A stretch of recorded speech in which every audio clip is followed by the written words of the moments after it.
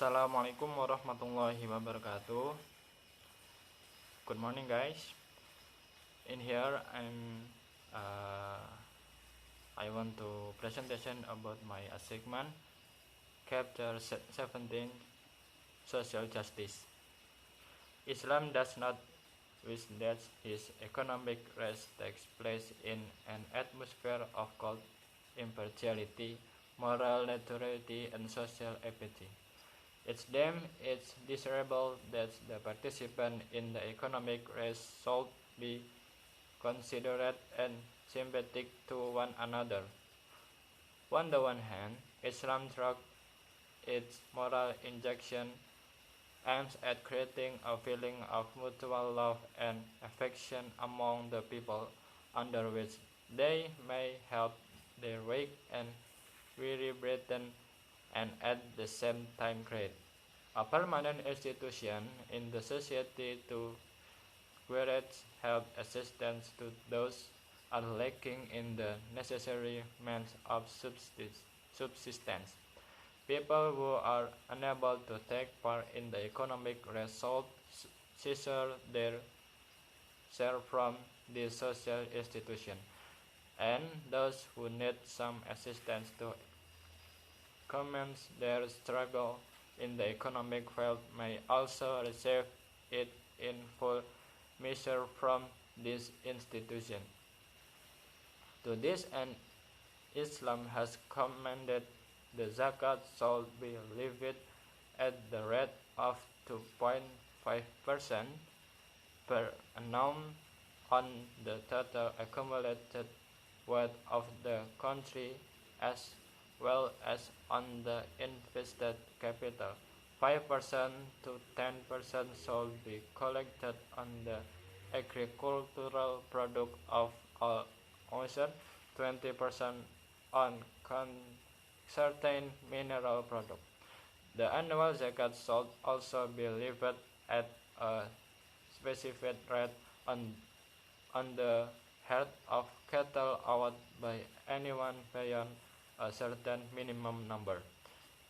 The amount of zakat thus collected is to be spent on giving assistance to the poor, the orphans, and the indigent. This provides a means of social insurance in the presence of which no one in an Islamic society can ever remain without being well provided with the necessities of life. No worker can ever be forced through fear of starvation to accept any condition of employment which may be dictated to him by the industrialist or the landlord to his disadvantage.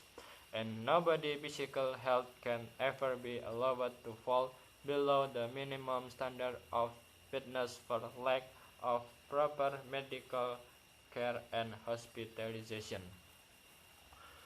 As regards the position of the individual vis-a-vis the community, Islam aims at striking such a balance between them as would promote the individual liberty of a person and at the same time ensure that such freedom is not detrimental to the interests of the community as a whole, but is positively conducive to its growth and tranquility. Islam does not approve of a political or economic organization which aims at matching the identity of the individual into that of the community and depriving him of the freedom essential for a proper development of his personality and talent.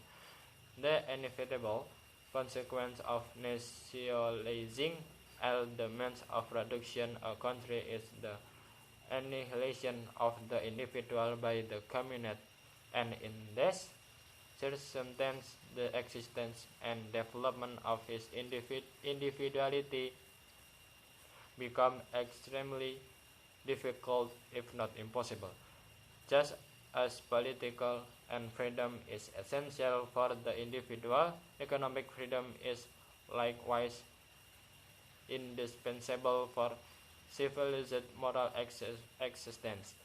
Unless we desire to completely eliminate the individuality of man, our social life shall have enough making for an individual to be free to earn his living, to maintain the freedom of his conscience, and to be able to develop his moral and intellectual faculties according to his own inclination and aptitude.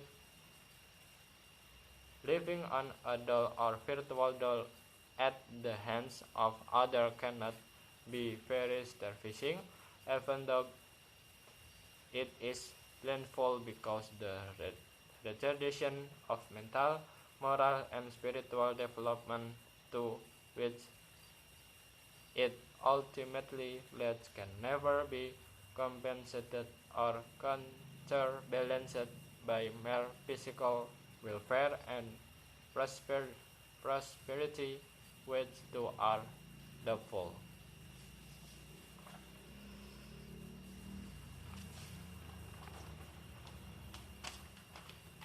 Bab 3. Keadilan sosial. Islam tidak berharap bahwa ras ekonomi ini terjadi dalam suasana dingin yang tidak memihak, netralitas moral, dan apatis sosial. Ini diinginkan bahwa para peserta dalam perlombaan ekonomi harus saling memperhatikan dan bersimpati. Di satu sisi, Islam melalui perintah moralnya bertujuan untuk menciptakan perasaan saling cinta dan kasih sayang di antara orang-orang, di mana mereka dapat membantu saudara-saudara mereka yang lemah dan lelah, dan pada saat yang sama bisa menciptakan rasa tersebut. Sebuah lembaga permanen di masyarakat untuk menjamin bantuan bagi mereka yang kurang memiliki sarana subsistens yang diperlukan. Orang-orang yang tidak dapat mengambil bagian dalam ras ekonomi harus mendapatkan bagian mereka dari lembaga sosial ini, dan mereka yang membutuhkan bantuan untuk memulai perjuangan mereka di bidang ekonomi juga dapat menerimanya secara penuh dari institusi ini. Untuk tujuan ini, Islam telah memerintahkan bahwa zakat harus dipungut pada tingkat 2,5% per tahun pada total akumulasi kekayaan negara serta pada modal yang diinvestasikan. 5% hingga 10% harus dikumpulkan pada hasil pertanian dari semua unsur, 20% pada produk mineral tertentu.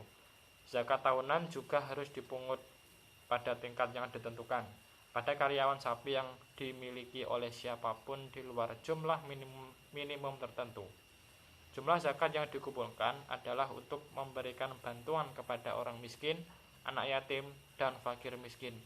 Ini menyediakan cara asuransi sosial di mana tidak ada orang pun dalam masyarakat Islam yang bisa bertahan tanpa dilengkapi dengan kebutuhan hidup.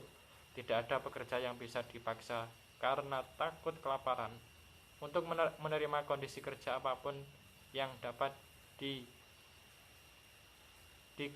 didiktekan kepadanya oleh industrialis atau pemilik tanah yang dirugikan. Di kesehatan fisik, siapapun dapat dibiarkan berada di bawah standar minimum kebugaran karena kurangnya perawatan medis dan rawat inap yang tepat. Berkenaan dengan posisi individu berhadapan dengan komunitas, Islam bertujuan untuk menyeimbangkan di antara mereka, seperti mempromosikan kebebasan individu seseorang dan pada saat yang sama memastikan bahwa kebebasan tersebut tidak merugikan kepentingan masyarakat, komunitas secara keseluruhan, tetapi secara positif kondusif untuk pertumbuhan dan ketenangannya.